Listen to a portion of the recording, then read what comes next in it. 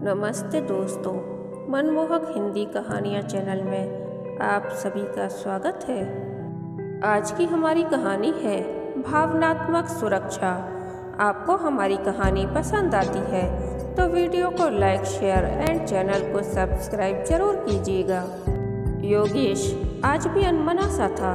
जब waiter bill लेकर आया तो उसके चेहरे पर काफ़ी परेशानी उभर आई। काव्या इस बात को समझ सकती थी। हमारे पुरुष प्रधान समाज में यदि स्त्री भुगतान करे तो इसे खराब माना जाता है। हमारे पुरुष प्रधान समाज में ही क्यों, शायद सारी दुनिया में इसे अपमानजनक माना जाता है। काव्या को स्कूल के दिन याद आ गई जब वे एक कहानी पढ़ा करती थी, लंचियो।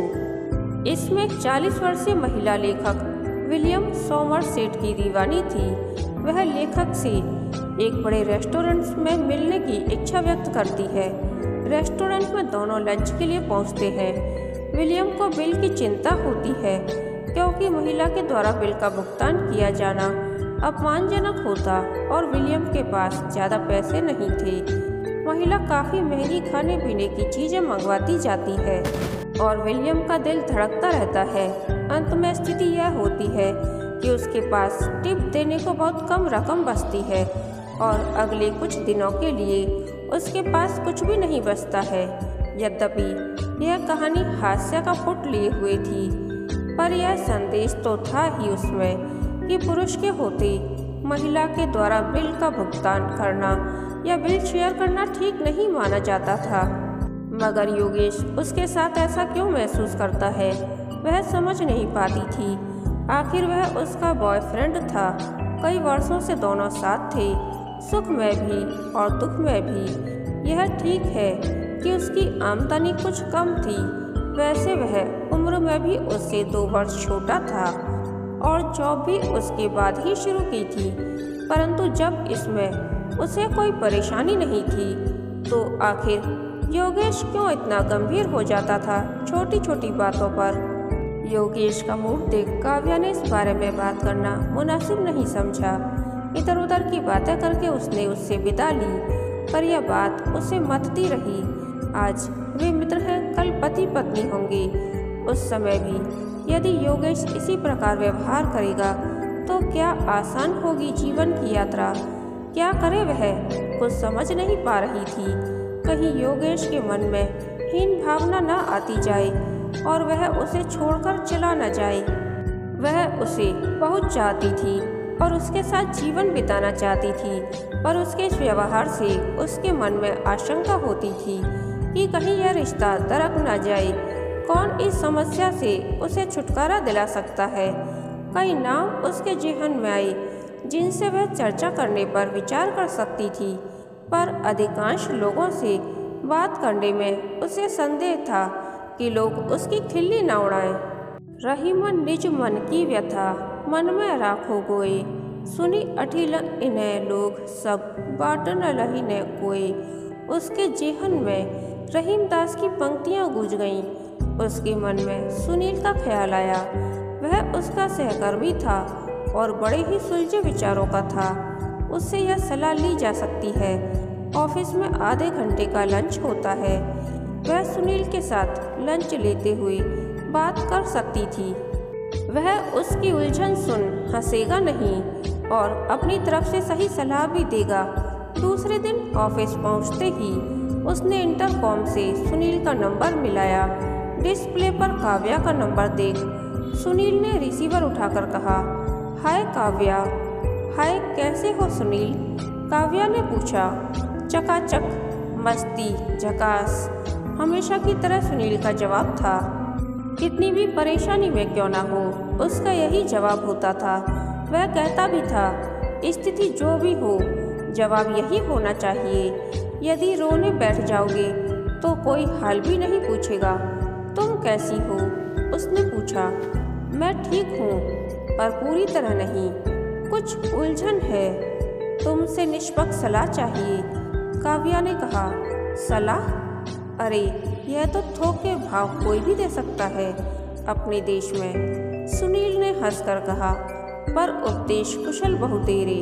मुझे पता है, पर मैं किसी सुलझे विचारों वाले व्यक्ति से ही सलाह लेना चाहती हूँ, और वह भी थोक के भाव से नहीं, संक्षिप्त और गूढ़ सलाह। और मेरे ख्याल से तुम सही व्यक्ति हो, काव्या ने कहा।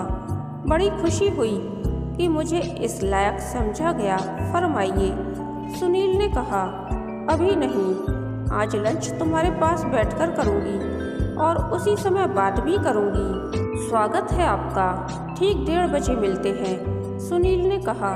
ठीक है, काव्या ने कहा और फ़ोन डिस्कनेक्ट कर दिया।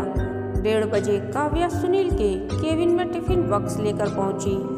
वह जानती थी कि सुनील भी घर से लंच लाता है, फिर उसका केबिन थोड़ा बड़ा भी था और वहां वह अकेला बैठता था, अतः बात करने में सुविधा भी थी।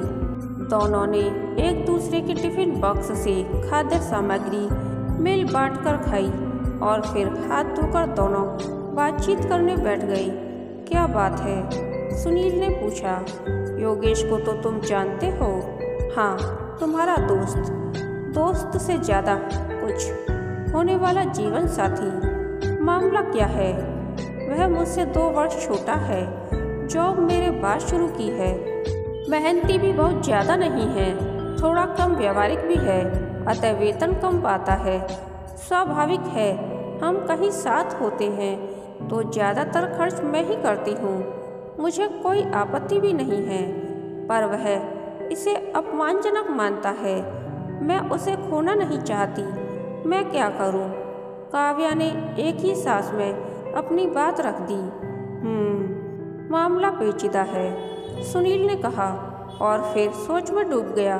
थोड़ी देर सोचने के बाद बोला, देखो, वह जब तक आर्थिक रूप से समर्थ नहीं हो जाता, उसका ऐसा व्यवहार स्वाभाविक है।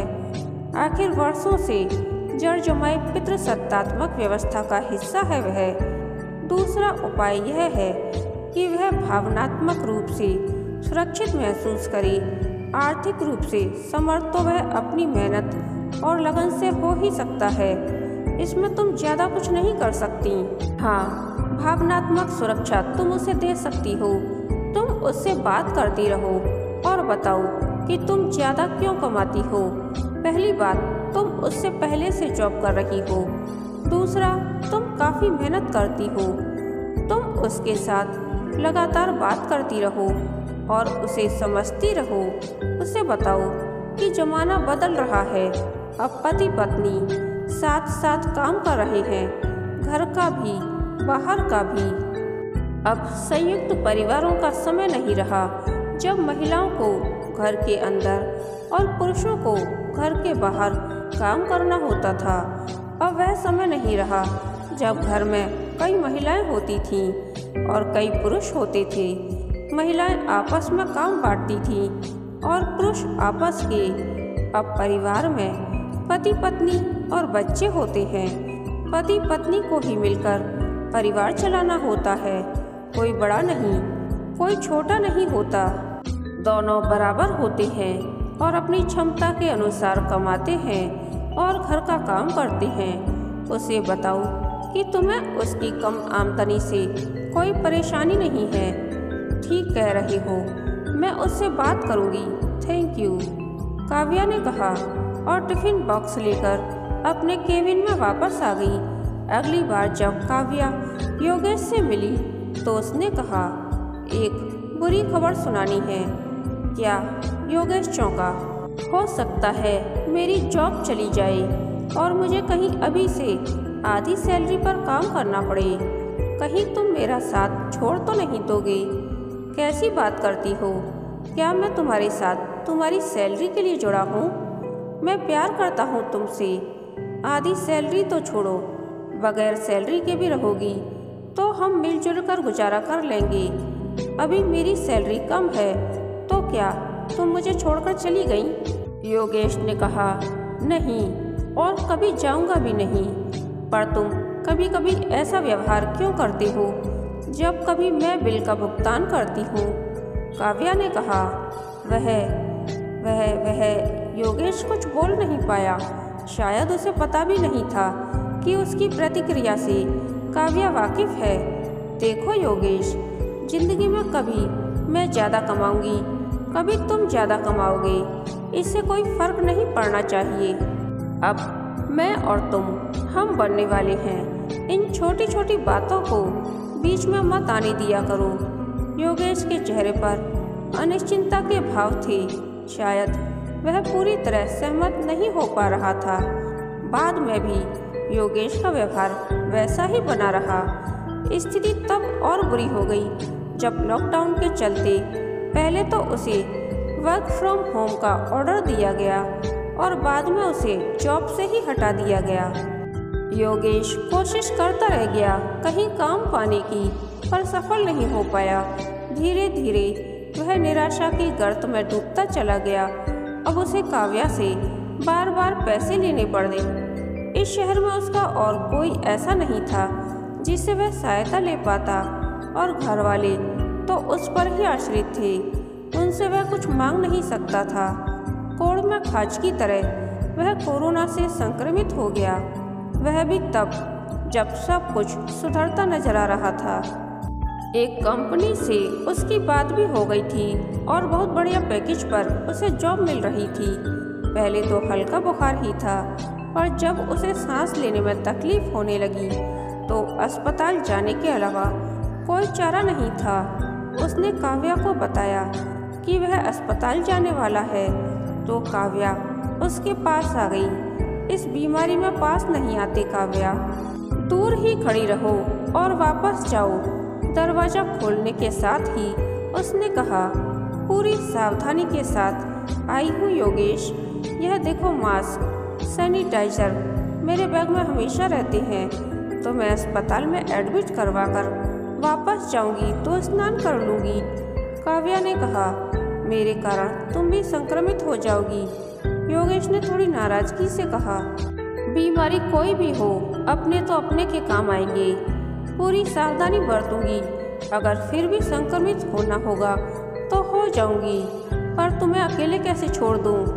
काव्या ने कहा और उसे किनारे होने का इशारा कर अंदर चली आई। योगेश लाख समझाता रहा, पर काव्या नहीं मानी।